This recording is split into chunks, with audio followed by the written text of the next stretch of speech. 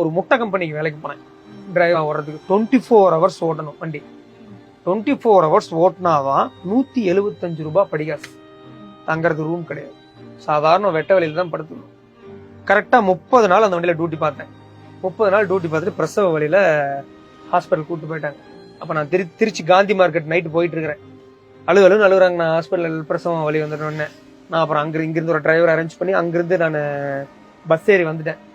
வரதுக்குள்ளேயே அவங்களை ஹாஸ்பிட்டல் உள்ள கூட்டு போயிட்டாங்க. பையன் பெரியவன் பிறந்துட்டான், சஞ்சய் பிறந்துட்டான். தம்பி ஆபரேஷன் பண்ணி தான் பண்ணேன். சிசேரியன் தான். ஆமா, சிசேரியன் தான் பிறந்தவொடனே எனக்கு சிசேரியன் சொன்னோடனே எனக்கு அழுகா வந்துருச்சு. நான் இவரை நான் பார்த்தே ஆகணும், என்னை அவர் வர சொல்லிடுங்க, அவர் வந்தாதான் எனக்கு சிசேரியனே பண்ணணும். அப்பாலாம் இருந்தாங்க, அப்பா கூட இருந்தாங்க, ஆயா கூட இருந்தாங்க. அவங்க எல்லாம் இருந்தாலும் இவர் எனக்கு வரணும் அப்படின்ற அப்படி பண்ணேன். அப்புறம் டாக்டர் மேடம் தான் இருந்துட்டு இல்ல அவங்க வந்துருவாங்க, ஒன்னும் பயப்படாத, நாங்க இருக்கோம், ஒன்னும் ஆகாது, இல்ல நான் அவர் வரணும், கொஞ்ச நாள் கழிச்சு கூட பண்ணுங்க, வலி தாங்குற மாதிரி ஊசி போடுங்க அப்படின்னு கூட சொல்லியாச்சு. அப்படி இல்ல நீ பண்ணியணுமா பிக்ஸ் வந்துரும் அப்படின்ட்டாங்க.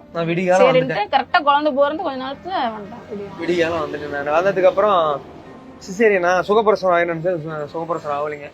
அப்போ சிசேரியன் மொத பைக் 2006 Yamaha லிப்ரோன்னு ஒரு பைக் வாங்கினேன். அப்புறமேட்டு அந்த வண்டியை தான் வித்து பிரசவ செலவு பார்த்தேன். மொத ஆசையா வாங்கின பைக் என் லைஃப்ல ஒரு சைக்கிள் ஃபர்ஸ்ட், அதுக்கப்புறம் ஒரு டியூப் சுட்டி, அதுக்கப்புறம் அந்த Yamaha லிப்ரோ அதான் வாங்கினேன். அந்த வண்டியை வித்து தான் பிரசவம் பார்த்தேன்.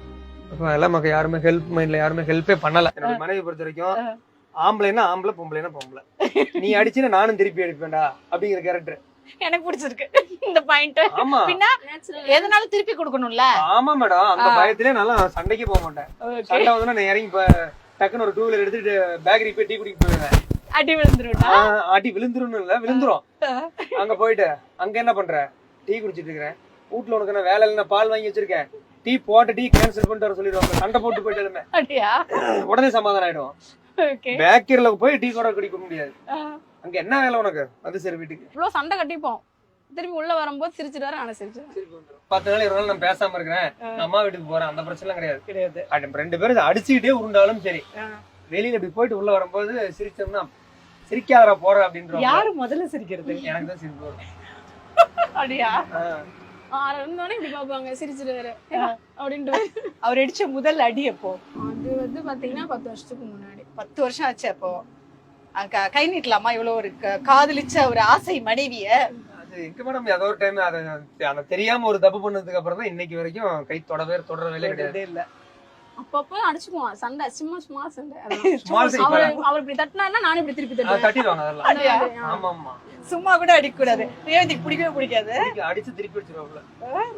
எப்படி ரேவதி? எதை வேணுமாலும் கையில கிடைச்சாலும் எடுத்து அடிச்சிருவாங்க. நம்மளோட இதுல கணவரை நம்ம அடிக்க கூடாது இல்ல? அப்படிலாம் கிடையாது. நான் ஒரு பெண் அடிக்கலாம், அடிக்க கூடாது இல்ல.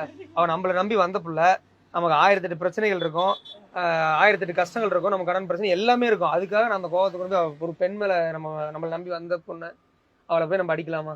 அடிக்க கூடாது இல்ல. அதனாலதான் இப்ப நான் அவளை அடிக்கவே மாட்டேன். எவ்வளவு சண்டை வந்தாலுமே, ஜஸ்ட் எல்லாத்துக்குமே நான் சொல்லிக்கிறேன், கணவன் மனைவிக்குள்ள எவ்வளவு பெரிய சண்டை வந்தாலுமே ஜஸ்ட் பைக் எடுத்து வெளியே போயிருங்க, அந்த சண்டை போயிட்டு இடத்துக்குள்ள சண்டை தீந்துரும். ஆமா மேடம், எவ்வளவு சண்டை வந்தாலுமே கணவன் மனைவிக்குள்ள சண்டை வந்தா 2 பேரும் கிட்ட நின்று அவ கேட்கற கேள்விக்கு நம்ம எதிர்மறையா வாக்குவாதம் பண்ணிட்டு இருக்கும்போது சண்டை அதிகமா வந்துடும். டக்குன்னு வண்டி எடுத்து போயிடணும், ஒரு டீ கடைக்கு போயிடணும்.